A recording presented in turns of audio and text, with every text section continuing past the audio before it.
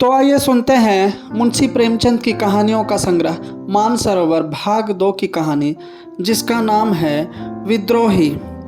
आज 10 साल से जब्त कर रहा हूँ अपने इस नन्हे से हृदय में अग्नि का दहकता हुआ कुंड छिपाए बैठा हूँ। संसार में कहीं शांति होगी, कहीं सैर तमाशे होंगे, कहीं मनोरंजन की वस्तुएं होंगी। मेरे लिए तो अब यही अग्नि राशि है और कुछ नहीं। जीवन की सारी अभिलाषाएं इसी में जलकर राख हो गई। किससे अपनी मनोव्यथा कहूँ? फायदा ही क्या? जिसके भाग्य में रुदन अनंत रुदन हो, उसका मर जाना ही अच्छा। मैंने पहली बार तारा को उस वक्त देखा जब मेरी उम्र 10 साल की थी। मेरे पिता आगरे के एक अच्छे डॉक्टर थे। लखनऊ में मेरे एक चचा रहते थे। उन्होंने वकालत में काफ़ी धन कमाया था। मैं उन दिनों चचा ही के साथ रहता था। चचा के कोई संतान न थी, इसलिए मैं ही उनका वारिस था। चचा और चची दोनों मुझे अपने पुत्र समझते थे। मेरी माता बचपन ही में सिधार चुकी थी। मातृ स्नेह का जो कुछ प्रसाद मुझे मिला वह चाची जी ही की भिक्षा थी। वही भिक्षा मेरे उस मातृ प्रेम से वंचित बालपन की सारी विभूति थी। चचा साहब के पड़ोस में हमारी बिरादरी के एक बाबू साहब और रहते थे। वह रेलवे विभाग में किसी अच्छे ओहदे पर थे। 200-250 रुपये पाते थे। नाम था विमल चंद्र। तारा उन्हीं की पुत्री थी। उस वक्त उसकी उम्र 5 साल की होगी। बचपन का वह दिन आज भी आंखों के सामने है, जब तारा एक फ्रॉक पहने बालों में एक गुलाब का फूल गूंथे हुए मेरे सामने आकर खड़ी हो गई। कह नहीं सकता क्यों मैं उसे देखकर झेंप सा गया। मुझे वह देव कन्या सी मालूम हुई, जो उषा काल के सौरभ और प्रकाश से रंजित आकाश से उतर आई हो। उस दिन से तारा अक्सर मेरे घर आती। उसके घर में खेलने की जगह न थी। चचा साहब के घर के सामने लंबा चौड़ा मैदान था, वहीं वह खेला करती। धीरे धीरे मैं भी उससे मानूस हो गया। मैं जब स्कूल से लौटता तो तारा दौड़कर मेरे हाथों से किताब का बस्ता ले लेती। जब मैं स्कूल जाने के लिए गाड़ी पर बैठता तब वह भी आकर मेरे साथ बैठ जाती। एक दिन उसके सामने चची ने चचा जी से कहा, तारा को मैं अपनी बहू बनाऊंगी। क्यों कृष्णा, तू तारा से ब्याह करेगा? मैं मारे शर्म के बाहर भाग गया, लेकिन तारा वहीं खड़ी रही, मानो चची ने उसे मिठाई देने को बुलाया हो। उस दिन से चचा और चची में अक्सर यही चर्चा होती, कभी सलाह के ढंग से, कभी मजाक के ढंग से। उस अवसर पर मैं तो शर्मा कर बाहर भाग जाता था, पर तारा खुश होती थी। दोनों परिवारों में इतना घराव था कि इस संबंध का हो जाना कोई असाधारण बात न थी। तारा के माता पिता को तो इसका पूरा विश्वास था कि तारा से मेरा विवाह होगा। मैं जब उनके घर जाता तो मेरी बड़ी आवभगत होती। तारा की माँ उसे मेरे साथ छोड़कर किसी बहाने से टल जाती थी। किसी को अब इसमें शक ना था कि तारा ही मेरी हृदयेश्वरी होगी। एक दिन उस सरला ने मिट्टी का एक घरौंदा बनाया। मेरे मकान के सामने नीम का पेड़ था, उसी की छाह में वह घरौंदा तैयार हुआ। उसमें कई जरा से कमरे थे, कई मिट्टी के बर्तन, एक नन्ही सी चारपाई थी। मैंने जाकर देखा तो तारा घरौंदा बनाने में तन्मय हो रही थी। मुझे देखते ही दौड़कर मेरे पास आई और बोली, कृष्णा चलो हमारा घर देखो, मैंने अभी बनाया है। घरौंदा देखा तो हंस कर बोला, इसमें कौन रहेगा तारा? तारा ने ऐसा मुंह बनाया मानो यह व्यर्थ का प्रश्न था। बोले, क्यों, हम और तुम कहाँ रहेंगे? जब हमारा तुम्हारा विवाह हो जाएगा तो हम लोग इसी घर में आकर रहेंगे। वह देखो तुम्हारी बैठक है, तुम यहीं बैठकर पढ़ोगे। दूसरा कमरा मेरा है, इसमें बैठकर मैं गुड़िया खेलूंगी। मैंने हंसी करके कहा, क्यों, क्या मैं सारी उम्र पढ़ता ही रहूँगा और तुम हमेशा गुड़िया ही खेलती रहोगी? तारा ने मेरी तरफ इस ढंग से देखा जैसे मेरी बात नहीं समझी। पगली जानती थी कि जिंदगी खेलने और हंसने ही के लिए है। यह ना जानती थी कि एक दिन हवा का एक झोंका आएगा और इस घरौंदे को उड़ा ले जाएगा और इसी के साथ हम दोनों भी कहीं से कहीं जा उड़ेंगे। इसके बाद मैं पिताजी के पास चला आया और कई साल पढ़ता रहा। लखनऊ की जलवायु मेरे अनुकूल न थी, या पिताजी ने मुझे अपने पास रखने के लिए यह बहाना किया था, मैं निश्चय नहीं कह सकता। इंटरमीडिएट तक मैं आगरे में ही पढ़ा, लेकिन चचा साहब के दर्शनों के लिए बराबर जाता रहता।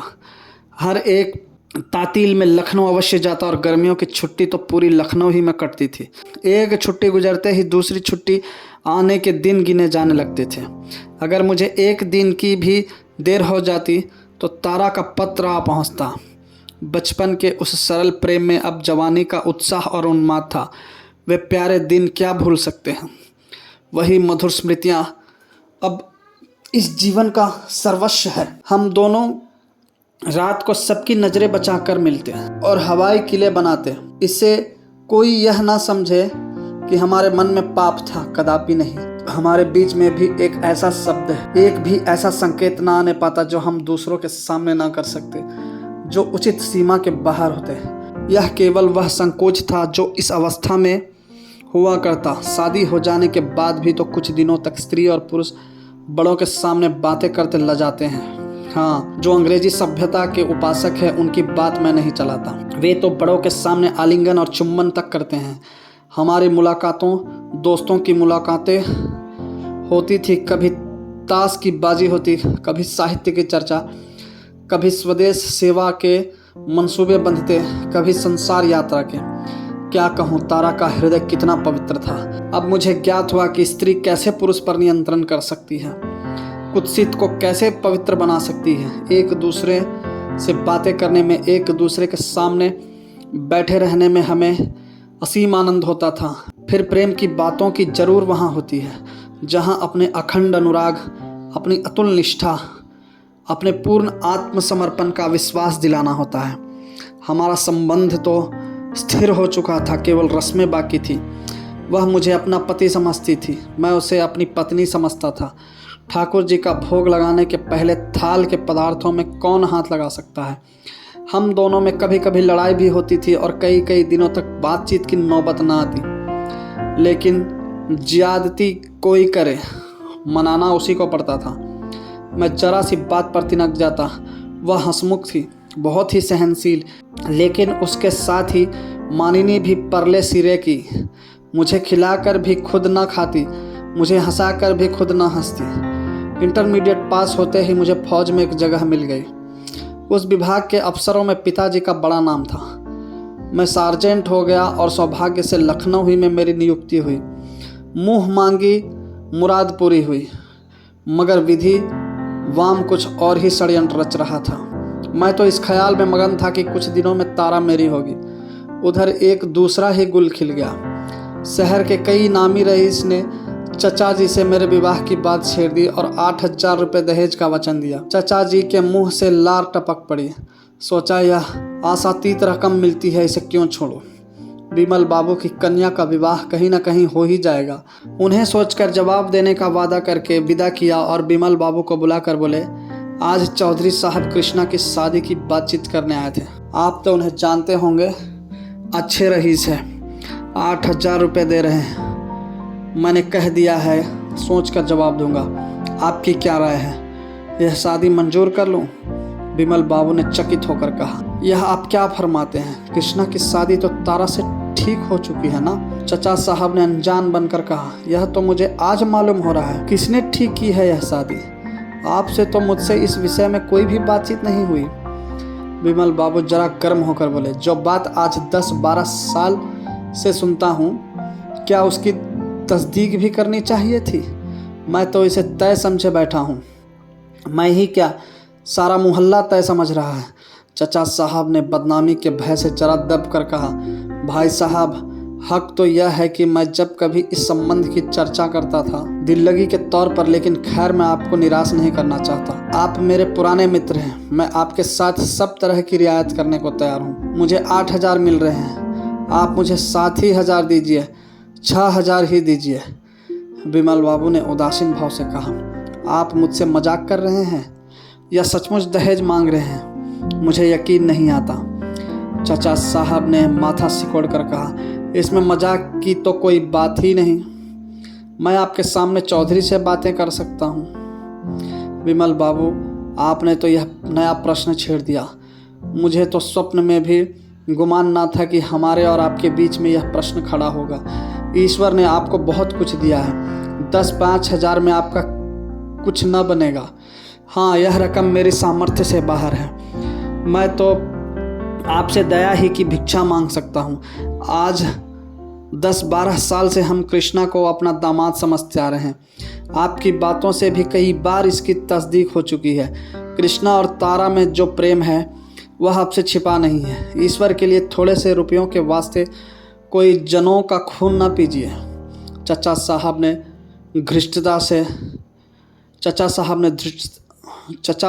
धृष्टता से कहा, विमल बाबू, मुझे खेद है कि मैं इस विषय में और नहीं दब सकता। विमल बाबू जरा तेज होकर बोले, आप मेरा गला घोट रहे हैं। चाचा, आपको मेरा एहसान मानना चाहिए कि कितनी रियायत कर रहा हूँ। विमल, क्यों ना हो, आप मेरा गला घोंटे और मैं आपका एहसान मानूं? मैं इतना उदार नहीं हूँ। अगर मुझे मालूम होता कि आप इतने लोभी हैं तो आपसे दूर ही रहता। मैं आपको सज्जन समझता था। अब मालूम हुआ कि आप भी कौड़ियों के गुलाम हैं, जिसकी निगाह में मुरव्वत नहीं, जिसकी बातों का कोई विश्वास नहीं, उसे मैं शरीफ नहीं कह सकता। आपको अख्तियार है कृष्णा बाबू की शादी जहाँ चाहे करें, लेकिन आपको हाथ ना मलना पड़े तो कहिएगा। तारा का विवाह तो कहीं ना कहीं हो ही जाएगा और ईश्वर ने चाहा तो किसी अच्छे ही घर में होगा। संसार में सज्जनों का अभाव नहीं है, मगर आपके साथ अपयश के सिवा और कुछ ना लगेगा। चाचा साहब ने त्योरियां चढ़ाकर कहा, अगर आप मेरे घर में ना होते तो इस अपमान का कुछ जवाब देता। विमल बाबू ने छड़ी उठा ली और कमरे से बाहर जाते हुए कहा, आप मुझे क्या जवाब देंगे? आप जवाब देने के योग्य ही नहीं हैं। उसी दिन शाम को जब मैं बैरक से आया और जलपान करके विमल बाबू के घर जाने लगा तो चची ने कहा, कहाँ जाते हो? विमल बाबू से और तुम्हारे चचा जी से एक झड़प हो गई। मैं ठिठक कर ताज्जुब के साथ कहा, झड़प हो गई? किस बात पर? चाची ने सारा का सारा वृत्तांत कह सुनाया और विमल को जितने काले रंगों में रंग सकी रंगा। तुमसे क्या कहूँ बेटा, ऐसा मुंहफट तो आदमी ही नहीं देखा। हजारों ही गालियाँ दी, लड़ने पर आमादा हो गया। मैंने 1 मिनट तक सन्नाटे में खड़े रहकर कहा, अच्छी बात है, वहाँ ना जाऊँगा, बैरक जा रहा हूँ। चची बहुत रोई, चिल्लाई, पर मैं एक क्षण भर भी ना ठहरा। ऐसा जान पड़ता था जैसे कोई मेरे हृदय में भाले फूंक रहा है। घर से बैरक तक पैदल जाने में शायद मुझे 10 मिनट से ज़्यादा ना लगे होंगे। बार बार जी झुंझलाता था, चचा साहब पर नहीं, विमल बाबू पर भी नहीं, केवल अपने पर। क्यों मुझ में इतनी हिम्मत नहीं है कि जाकर चचा साहब से कह दूं, कोई मुझे लाख रुपए भी दे तो शादी ना करूंगा। मैं क्यों इतना डरपोक, इतना तेजहीन, इतना दब्बू हो गया? इसी क्रोध में मैंने पिताजी को एक पत्र लिखा और वह सारा वृत्तांत सुनाने के बाद अंत में लिखा, मैंने निश्चय कर लिया है कि और कहीं शादी ना करूंगा, चाहे मुझे आपकी अवज्ञा ही क्यों ना करनी पड़े। उस आवेश में ना जाने क्या क्या लिख गया, अब याद भी नहीं। इतना ही याद है कि 10-12 पन्ने 10 मिनट में लिख डाले थे। संभव होता तो मैं यही सारी बातें तार से भेजता। 3 दिन मैंने बड़ी व्यग्रता के साथ काटे, उसका केवल अनुमान किया जा सकता है। सोचता तारा हमें अपने मन में कितना नीच समझ रही होगी। कई बार जी में आया कि चलकर उसके पैरों पर गिर पड़ूं और कहूं, देवी मेरा अपराध क्षमा करो, चचा साहब के कठोर व्यवहार की परवाह न करो, मैं तुम्हारा था और तुम्हारा हूँ। चचा साहब मुझसे बिगड़ जाएं, पिताजी घर से निकाल दे, मुझे किसी की परवाह नहीं है, लेकिन तुम्हें खोकर मेरा जीवन ही खो जाएगा। तीसरे दिन पत्र का जवाब आया। रही सही आशा भी टूट गई। वही जवाब था कि जिसकी मुझे शंका थी। लिखा था, भाई साहब मेरे पूज्य हैं, उन्होंने जो निश्चय किया है उसके विरुद्ध मैं एक शब्द भी मुंह से नहीं निकाल सकता और तुम्हारे लिए भी यही उचित है कि उन्हें नाराज़ ना करो। मैंने उस पत्र को फाड़कर पैरों से कुचल दिया और उसी वक्त विमल बाबू के घर की तरफ चला। उस वक्त अगर कोई मेरा रास्ता रोक लेता, मुझे धमकाता कि उधर मत जाओ, तो मैं विमल बाबू के पास जाकर ही दम लेता और आज मेरा जीवन कुछ और ही होता। पर वहाँ मना करने वाला कौन बैठा था? कुछ दूर चलकर हिम्मत हार बैठा, लौट पड़ा। कह नहीं सकता क्या सोचकर लौटा। चचा साहब की अप्रसन्नता का मुझे रत्ती भर भी भय न था। उनके लिए अब मेरे दिल में जरा भी इज्जत न थी। मैं उनकी सारी संपत्ति को ठुकरा देने को तैयार था। पिताजी के नाराज हो जाने का भी डर न था। संकोच केवल यह था, कौन मुंह लेकर जाऊं? आखिर मैं उन्हीं चचा का भतीजा तो हूँ। विमल बाबू मुझसे मुखातिब ना हुए या जाते ही जाते दुत्कार दिया तो मेरे लिए डूब मरने के सिवा और क्या रह जाएगा। सबसे बड़ी शंका यह थी कि कहीं तारा ही मेरा तिरस्कार कर बैठे तो मेरी क्या गति होगी। हाय आदय तारा, निष्ठुर तारा, अबोध तारा, अगर तूने उस वक्त 2 शब्द लिखकर मुझे तसल्ली दे दी होती तो आज मेरा जीवन कितना सुखमय होता। तेरे मौन ने मुझे मटिया मेट कर दिया सदा के लिए। आह सदा के लिए। 3 दिन फिर मैंने अंगारों पर लोट लोट कर काटे। ठान लिया था कि अब किसी से ना मिलूंगा। सारा संसार मुझे अपना शत्रु सा दिखता था। तारा पर भी क्रोध आता था। चचा साहब की तो सूरत से मुझे घृणा हो गई थी। मगर तीसरे दिन शाम को चचा जी का रुक्का पहुंचा। मुझसे आकर मिल जाओ। जी मैं तो आया, लिख दूँ, मेरा आपसे कोई संबंध नहीं। आप समझ लिए मैं मर गया। मगर फिर उनके स्नेह और उपकारों की याद आ गई। खरी सुनाने का भी अच्छा अवसर मिल रहा था। हृदय में युद्ध का नशा और जोश भरे हुए मैं चचा जी की सेवा में पहुंच गया।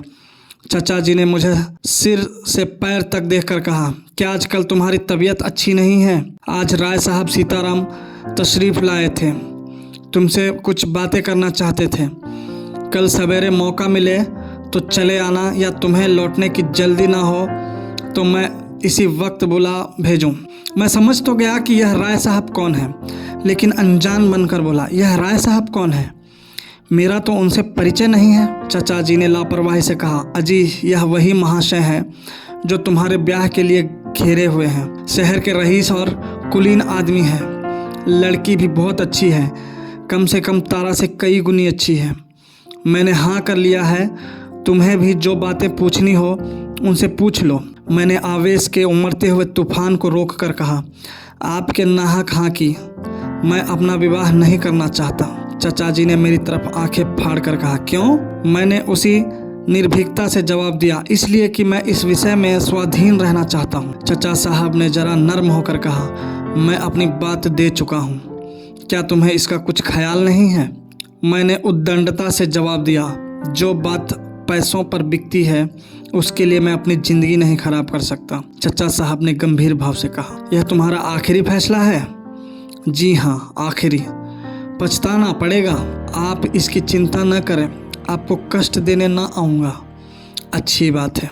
यह कहकर वह उठे और अंदर चले गए। मैं कमरे से निकला और बैरक की तरफ चला। सारी पृथ्वी चक्कर खा रही थी। आसमान नाच रहा था और मेरी देह हवा में उड़ी जाती थी। मालूम होता था पैरों के नीचे की जमीन है ही नहीं। बैरक में पहुंचकर मैं पलंग पर लेट गया और फूट फूट कर रोने लगा। माँ बाप, चाचा चाची, धन दौलत सब कुछ होते हुए भी मैं अनाथ था। उफ, कितना निर्दय आघात था। सवेरे हमारे रेजिमेंट को देहरादून जाने का हुक्म हुआ। मुझे आंखें सी मिल गई। अब लखनऊ काटे खटता था। उसके गली कूचों तक से घृणा हो गई थी। एक बार जी में आया चलकर तारा से मिल लूं, मगर फिर वही शंका हुई, कहीं वह मुखातिब ना हुई तो। विमल बाबू इस दशा में भी मुझसे उतना ही स्नेह दिखाएंगे जितना अब तक दिखाते आए हैं, इसका मैं निश्चय ना कर सका। पहले मैं एक धनी परिवार का दीपक था, अब एक अनाथ युवक जिसे मजूरी के सिवा और कोई अवलंब नहीं था। देहरादून में अगर कुछ दिन मैं शांति से रहता तो संभव था मेरा आहत हृदय संभल जाता और मैं विमल बाबू को मना लेता। लेकिन वहाँ पहुँचे 1 सप्ताह भी ना हुआ था कि मुझे तारा का एक पत्र मिल गया। पते को देखकर मेरे हाथ कांपने लगे, समस्त देह में कंपन सा होने लगा। शायद शेर को सामने देखकर मैं इतना भयभीत ना होता। हिम्मत ही ना पड़ती थी कि उसे खोलूं। वही लिखावट थी, वही मोतियों की लड़ी जिसे देखकर मेरे लोचन तृप्त से हो जाते थे, जिसे चूमता था और हृदय से लगाता था। वही काले अक्षर आज नागिनों से भी ज़्यादा डरावने मालूम होते थे। अनुमान कर रहा था कि उसने क्या लिखा होगा, पर अनुमान की दूर तक दौड़ भी पत्र के विषय तक ना पहुंच सकी। आखिर एक बार कलेजा मजबूत करके मैंने पत्र खोल डाला। देखते ही आंखों में अंधेरा छा गया। मालूम हुआ किसी ने शीशा पिघला कर पिला दिया। तारा का विवाह तय हो गया था। शादी होने में कुल 24 घंटे बाकी थे। उसने मुझसे अपनी भूलों के लिए क्षमा मांगी थी और विनती की थी कि मुझे भुला मत देना। पत्र का अंतिम वाक्य पढ़कर मेरी आंखों से आंसुओं की झड़ी लग गई। लिखा था, यह अंतिम प्यार लो। अब आज से मेरे और तुम्हारे बीच में केवल मैत्री का नाता है, मगर कुछ और समझो तो वह अपने पति के साथ अन्याय होगा जिसे शायद तुम सबसे ज़्यादा नापसंद करोगे। अब इससे अधिक और ना लिखूंगे। बहुत अच्छा हुआ कि तुम यहाँ से चले गए। तुम यहाँ रहते तो तुम्हें भी दुख होता और मुझे भी, मगर प्यारे, अपनी इस अभागिनी तारा को भूल ना जाना। तुमसे यही अंतिम निवेदन है। मैं पत्र को हाथ में लिए लिए लेट गया। मालूम होता था छाती फट जाएगी। भगवान, अब क्या करूं? जब तक मैं लखनऊ पहुंचूंगा बारात तो द्वार पर आ चुकी होगी, यह निश्चय था। लेकिन तारा के अंतिम दर्शन करने की प्रबल इच्छा को मैं किसी तरह न रोक सकता था। वही अब जीवन की अंतिम लालसा थी। मैंने जाकर कमांडिंग अफसर से कहा, मुझे एक बड़े ज़रूरी काम से लखनऊ जाना है। 3 दिन की छुट्टी चाहता हूँ। साहब ने कहा, अभी छुट्टी नहीं मिल सकती, मेरा जाना ज़रूरी है। तुम नहीं जा सकते। मैं किसी तरह नहीं रुक सकता। तुम किसी तरह नहीं जा सकते। मैंने और अधिक आग्रह न किया। वहाँ से चला गया। रात की गाड़ी से लखनऊ जाने का निश्चय कर लिया। कोर्ट मार्शल का मुझे जरा भी डर न था। जब मैं लखनऊ पहुँचा तो शाम हो गई थी। कुछ देर तक मैं प्लेटफॉर्म से दूर खड़ा खूब अंधेरा हो जाने का इंतज़ार करता रहा। तब अपनी किस्मत के नाटक का सबसे भीषण कांड देखने चला। बारात तो द्वार पर आ गई थी। गैस की रोशनी हो रही थी। बाराती लोग जमा थे। हमारे मकान की छत तारा की छत से मिली हुई थी। रास्ता मर्दाने कमरे की बगल से था। चचा साहब शायद कहीं सैर करने गए हुए थे। नौकर चाकर सब बारात की बहार देख रहे थे। मैं चुपके से जीने पर चढ़ा और छत पर जा पहुंचा। वहां उस वक्त बिल्कुल सन्नाटा था। उसे देखकर मेरा दिल भर आया। हाय, यही वह स्थान है जहां हमने प्रेम के आनंद उठाए थे। यहीं मैं तारा के साथ बैठकर जिंदगी के मंसूबे बांधता था। यही स्थान मेरी आशाओं का स्वर्ग और मेरे जीवन का तीर्थ था। इस जमीन का एक एक अणु मेरे लिए मधुर स्मृतियों से पवित्र था। पर हाय, मेरे हृदय की भांति आज वह भी उजाड़, सुनसान, अंधेरा था। मैं उसी जमीन से लिपटकर खूब रोया, यहाँ तक कि हिचकियाँ बंध गई। काश उस वक्त तारा वहाँ आ जाती तो मैं उसके चरणों पर सिर रखकर हमेशा के लिए सो जाता। मुझे ऐसा भासित होता था कि तारा की पवित्र आत्मा मेरी दशा पर रो रही है। आज भी तारा यहाँ जरूर आई होगी। शायद इसी जमीन पर लिपटकर वह भी रोई होगी। उस भूमि से उसके सुगंधित केसों की महक आ रही थी। मैंने जेब से रुमाल निकाला और वहाँ की धूल जमा करने लगा। एक क्षण में मैंने सारी छत साफ कर डाली और अपनी अभिलाषाओं की इस राख को हाथ में लिए घंटों रोया। यही मेरे प्रेम का पुरस्कार है। यही मेरी उपासना का वरदान है। यही मेरे जीवन की विभूति है। हाय रे दुरासा! नीचे विवाह के संस्कार हो रहे थे। ठीक आधी रात के समय वधू मंडप के नीचे आई। अब भावरें होंगी। मैं छत के किनारे चला आया और वह मर्मांतक दृश्य देखने लगा।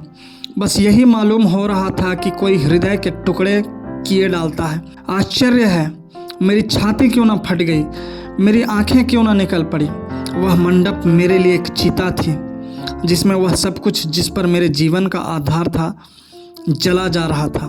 भावरें समाप्त हो गई तो मैं कोठे से उतरा। अब क्या बाकी था? चिता की राख भी जलमग्न हो चुकी थी। दिल को थामे वेदना से तड़पता हुआ जीने के द्वार तक आया, मगर द्वार बाहर से बंद था। अब क्या हो? उल्टे पांव लौटा। अब तारा के आंगन से होकर जाने के सिवा दूसरा रास्ता न था। मैंने सोचा इस जमघट में मुझे कौन पहचानता है, निकल जाऊंगा। लेकिन ज्यों ही आंगन में पहुंचा, तारा की माताजी की निगाह पड़ गई। चौंक कर बोली, कौन? कृष्णा बाबू, तुम कब आए? आओ मेरे कमरे में आओ। तुम्हारे चचा साहब के भय से हमने तुम्हें न्योता नहीं भेजा। तारा प्रातःकाल विदा हो जाएगी, आओ उसे मिल लो। दिन भर से तुम्हारी रट लगा रही है। यह कहते हुए उन्होंने मेरा बाजू पकड़ लिया और मुझे खींचते हुए अपने कमरे में ले गई। फिर पूछा, अपने घर से होते हुए आए हो ना? मैंने कहा, मेरा घर यहाँ कहाँ है? क्यों, तुम्हारे चचा साहब नहीं हैं? हाँ, चचा साहब का घर है, मेरा घर अब कहीं नहीं है। बनने की कभी आशा थी, पर आप लोगों ने वह भी तोड़ दी। हमारा इसमें क्या दोष था भैया? लड़की का ब्याह तो कहीं ना कहीं करना था। तुम्हारे चचा जी ने तो हमें मझधार में छोड़ दिया था, भगवान ही ने उबारा। क्या अभी स्टेशन से चले आ रहे हो? तब तो अभी कुछ खाया भी ना होगा। हाँ, थोड़ा सा जहर ला कर दीजिए, यही मेरे लिए सबसे अच्छी दवा है। वृद्धा विस्मित होकर मुंह ताकने लगी। मुझे तारा से कितना प्रेम था, वह बेचारी क्या जानती थी। मैंने उसी विरक्ति के साथ फिर कहा, जब आप लोगों ने मुझे मार डालने ही का निश्चय कर लिया तो अब देर क्यों करती हैं? आप मेरे साथ यह दगा करेंगी, यह मैं न समझता था। खैर, जो हुआ अच्छा ही हुआ। चचा और बाप की आंखों से गिरकर मैं शायद आपकी आंखों में भी न जचता। बुढ़िया ने मेरी तरफ शिकायत की नज़रों से देखकर कहा, तुम हमको इतना स्वार्थी समझते हो बेटा? मैंने जले हुए हृदय से कहा, अब तक तो न समझता था, लेकिन परिस्थिति ने ऐसा समझने को मजबूर किया। मेरे खून का प्यासा दुश्मन भी मेरे ऊपर इससे घातक वार न कर सकता। मेरा खून आप ही की गर्दन पर होगा। तुम्हारे चचा जी ने ही तो इनकार कर दिया। आप लोगों ने मुझसे भी कुछ पूछा, मुझसे भी कुछ कहा, मुझे भी कुछ कहने का अवसर दिया। आपने तो ऐसी निगाहें फेरी जैसे आप दिल से यही चाहती थी। मगर अब आपसे शिकायत क्यों करूं? तारा खुश रहे, मेरे लिए यही बहुत है। तो बेटा, तुमने भी तो कुछ नहीं लिखा। अगर तुम एक पुर्जा भी लिख देते तो हमें तस्कीन हो जाती। हमें क्या मालूम था कि तुम तारा को इतना प्यार करते हो। हमसे ज़रूर भूल हुई, मगर उससे बड़ी भूल तुमसे हुई। अब मुझे मालूम हुआ कि तारा क्यों बराबर डाकियों को पूछती रहती थी। अभी कल वह दिन भर डाकिये की राह देखती रही। जब तुम्हारा कोई खत नहीं आया तब वह निराश हो गई। बुला दूं उसे? मिलना चाहते हो? मैंने चारपाई से उठकर कहा, नहीं नहीं, उसे मत बुलाइए। मैं अब उसे नहीं देख सकता। उसे देखकर मैं ना जाने क्या कर बैठूं। यह कहता हुआ मैं चल पड़ा। तारा की माँ ने कई बार पुकारा, पर मैंने पीछे फिर कर भी न देखा। यह है मुझ निराश की कहानी। इसे आज 10 साल गुजर गए। इन 10 सालों में मेरे ऊपर जो कुछ भी थी उसे मैं ही जानता हूँ। कई दिन मुझे निराहार रहना पड़ा है। फौज से तो उसके तीसरे ही दिन निकाल दिया गया था। अब मारे मारे फिरने के सिवा मुझे कोई काम नहीं। पहले तो काम मिलता ही नहीं, और अगर मिल भी गया तो मैं टिकता नहीं। जिंदगी पहाड़ हो गई है, किसी बात की रुचि नहीं रही। आदमी की सूरत से दूर भागता हूँ। तारा प्रसन्न है।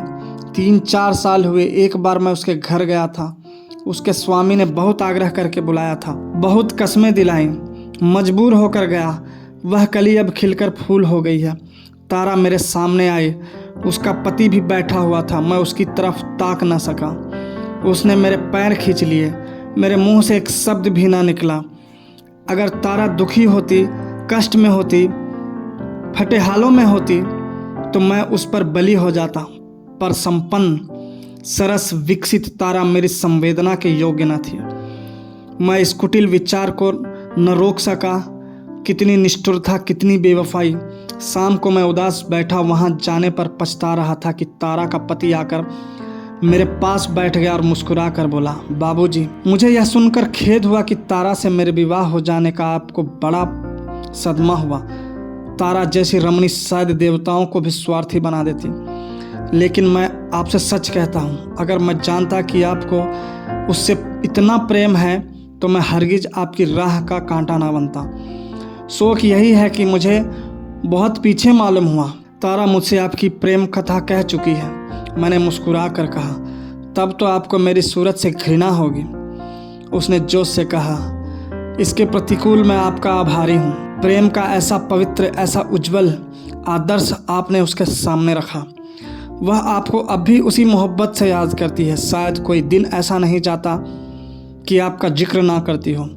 आपके प्रेम को वह अपनी ज़िंदगी की सबसे प्यारी चीज़ समझती है। आप शायद समझते हो कि उन दिनों को याद करके उसे दुख होता होगा। बिल्कुल नहीं, वही उसके जीवन की सबसे मधुर स्मृतियाँ हैं। वह कहती है, मैंने अपने कृष्णा को तुम में पाया है। मेरे लिए इतना ही काफ़ी है। धन्यवाद।